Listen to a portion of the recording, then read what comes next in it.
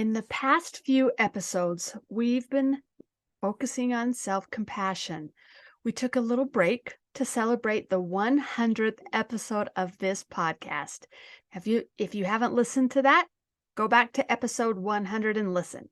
Stay all the way to the end because I've got a giveaway going that you won't want to miss, and it's only for the next few weeks. Today, we're going to go back for one more episode about self compassion. I'd like to share some exercises that you can do to help yourself get more into a practice of self compassion. If you're one of those people like me who have had a hard time showing compassion for yourself, I believe that these exercises will help you. They have helped me, and I'm so excited to share them with you. I first learned about exercises in self compassion in Kristen Neff's wonderful book called Self Compassion: The Proven Power of Being Kind to Yourself. I hope you'll take time to read this book. It opened up a whole new world of thought for me. It's about way more than just being nice and the words you say to yourself. There is so much in it. So I want to share some of these exercises that I learned. Let's start first with the loving kindness meditation. This is actually a traditional Buddhist practice designed to develop goodwill towards ourselves and towards others.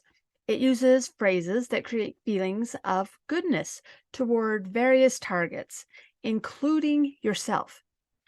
The goal is to personally experience the loving kindness that is being generated. The basic phrases are: may I be safe. May I be peaceful. May I be healthy. May I live with ease. The author, Kristen Neff, has changed them a little bit to generate greater self-compassion. See if you can hear the slight differences. May I be safe. May I be peaceful. May I be kind to myself. May I accept myself as I am. May I accept my life as it is. Now remember, it's important to realize that loving kindness works best with a level of intention that you put into it. It's not just wishful thinking if you focus on opening your heart to really hear and receive what you're saying. So I'd like to do it once together. I'll say the phrase first and you repeat it. You can do it out loud or inside your own head. I like to do it with my eyes closed so that I'm focusing inward and not focusing on the things that are going on around me. All right, here it is. May I be safe. May I be peaceful. May I be kind to myself. May I accept myself as I am. May I accept my life as it is. How did you feel after that? I've created a little card that you can print off with this loving kindness meditation on it so you can have it to look at until you get it memorized. Then it would be great if you passed it along and shared it with a friend. Go to hunkydory.com/101 to get that. I made it really pretty, so I hope you like it. The second exercise is called the Compassionate Body Scan. I really like this one, but it's definitely something I do in a room by myself. I guess that's true with most of these. You could do the loving kindness meditation that we just did in a room full of people, and no one would know that you're doing it because you're doing it inside your head. But this one I'm about to teach you would be a little bit awkward to do if other people were watching. Start by laying on the floor or a bed. Rest your arms about 6 inches away from your body to your sides, and your legs are about shoulder width apart. This allows you to relax all of the muscles in your body. Let your feet fall outward. I like using my yoga mat when I'm laying on the floor to do this exercise. Now you're going to move your focus down from the top of your head to the tips of your toes, focusing on one part of the body at a time. Start at the top of your head.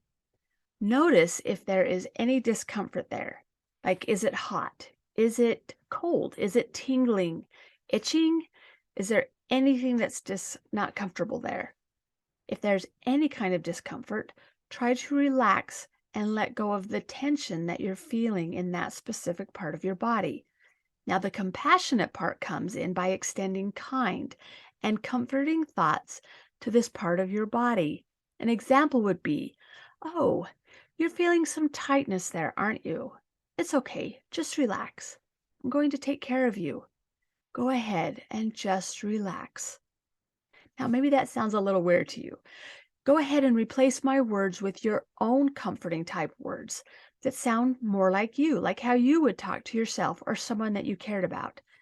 Just make sure that they are kind and directed at helping you feel more relaxed. Now, once you've given that part of your body what it needs to relax, or if there wasn't any discomfort there, you can move on to the next part of the body. Slowly move from the top of your head down to your toes. And don't forget to go down your arms too. Now, as you scan through each body part, give compassion to all the spots of tension that you find. Consciously try to relax and comfort the areas that feel uncomfortable at all. You can even send gratitude to each area. I like saying things like, "Thank you, neck, for holding up my big old head. That can't be easy. I am grateful for your strength that you do this for me all day long."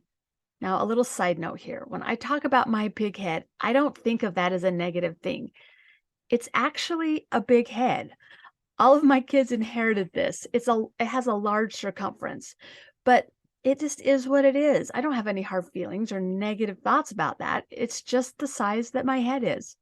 But I know it takes extra effort for my neck to hold it up, so I try to show gratitude for anything that is doing work for me. So this exercise can take anywhere from 5 minutes to half an hour, depending on what you need. I suggest taking your time. It's one of my favorite things to do when I'm falling asleep. Showing compassion and gratitude towards my body puts me in a restful condition and it helps me to sleep better. All right, exercise number 3 is one that I really, really like. All right, I like all of them, but I really like this one. It's called compassionate imagery. And it's similar to something I learned when I was first going to have a baby, my very first baby. There are 4 steps in this exercise. Number 1, this is the part I learned before having a baby. You sit in a comfortable spot and you close your eyes and you choose your safe place. You do this by visualizing in your mind a favorite place you've been before. Try to recall everything you can about it. What do you see? What do you smell? What do you hear? What is the temperature like? How does it feel on your skin? What colors are the most vibrant? How are you feeling when you're in that safe place?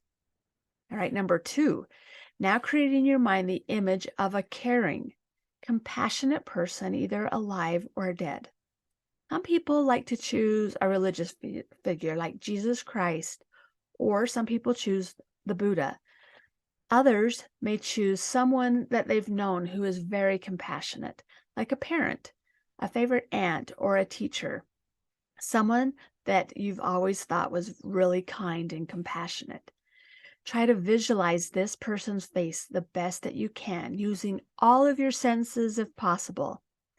Step number 3 is if you are suffering through something hard right now, think about the type of caring, wise, and loving things this person would say to you if they were there with you.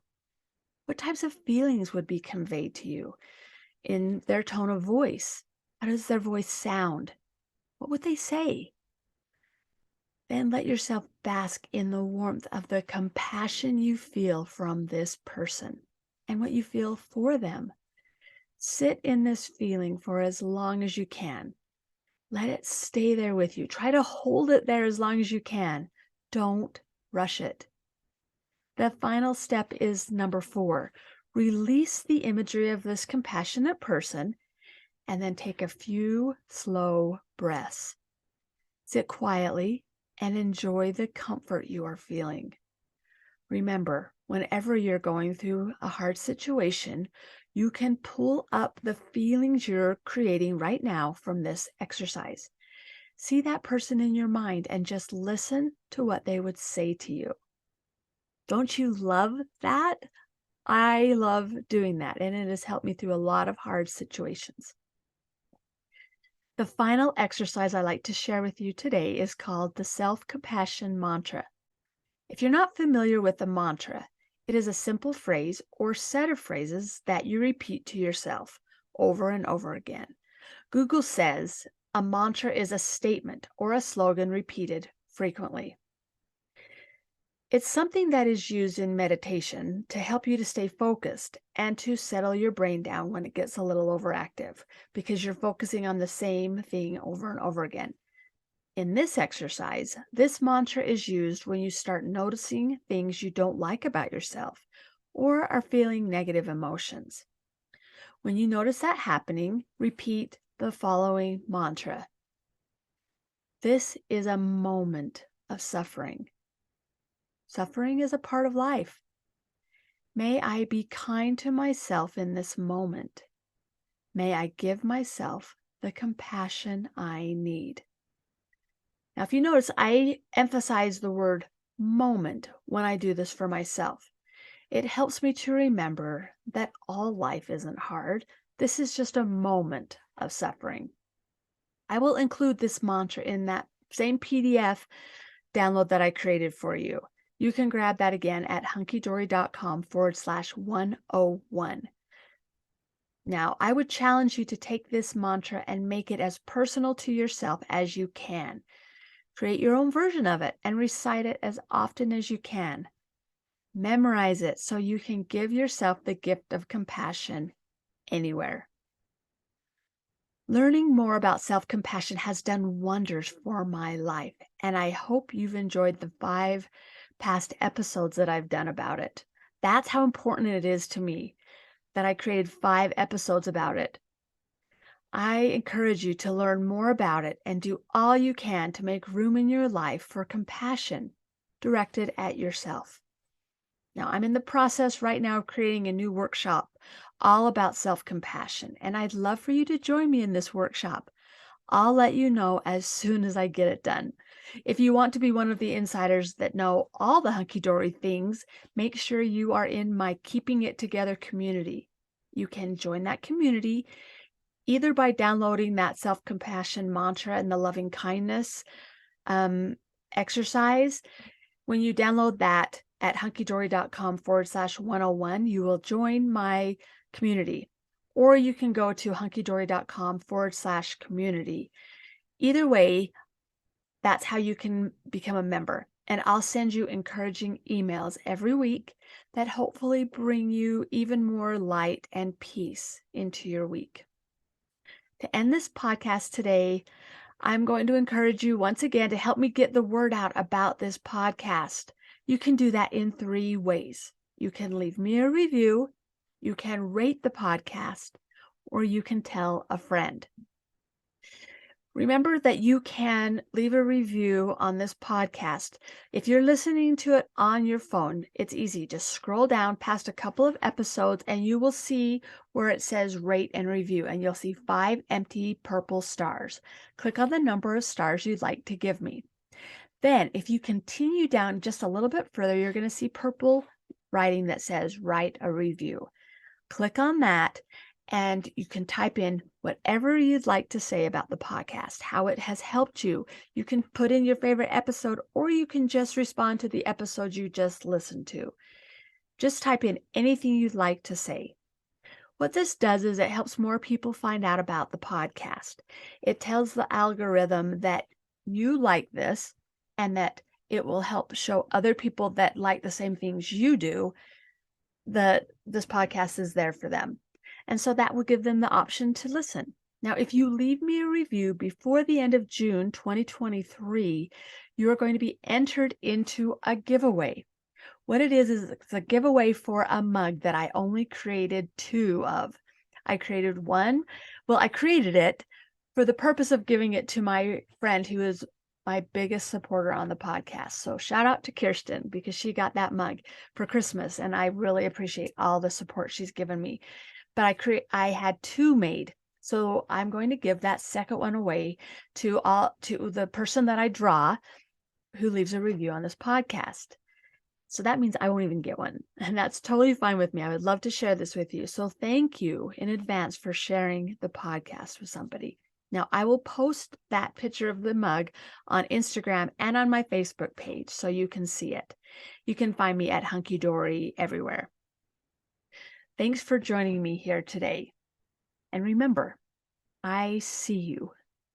I really do understand how hard you're trying, and I would like to help however I can. Have a wonderful day, and I will see you back here again next week.